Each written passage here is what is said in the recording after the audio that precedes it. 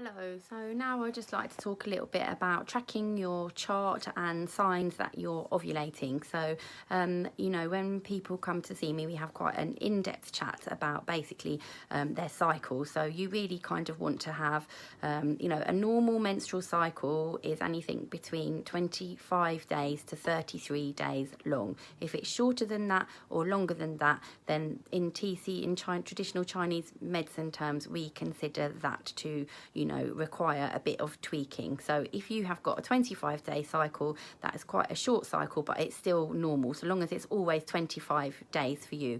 We don't want to see cycles that are jumping around, so like going from like 21 days to 37 days, for example. That would be show that actually there are, things that are at play that we would definitely need to investigate and work out why that was happening. So if you're having a regular, normal cycle, whatever that is looks like for you, your ovulation should really allow for you to have 14-day luteal phase, 12 to 14 days after ovulation before you start your bleed. So that is what a normal cycle looks like.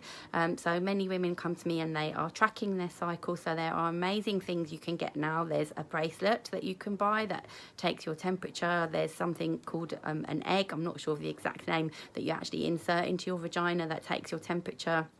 You can obviously use apps such as Natural Cycles, which come with a basal thermometer, which helps you to track your temperature.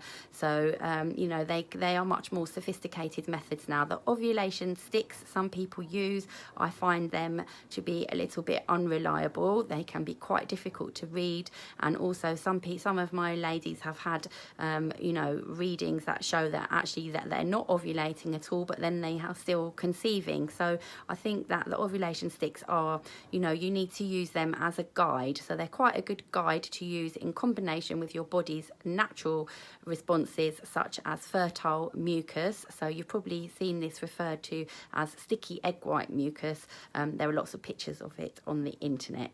So and it's very important, you probably know this, but just to emphasize, it's most important that you are having sex every 2 to 3 days before you ovulate, not after you ovulate. That's the main event. And if you're having sex after that point, there's no point at all, because the egg needs to fertilize when it's released into the fallopian tube.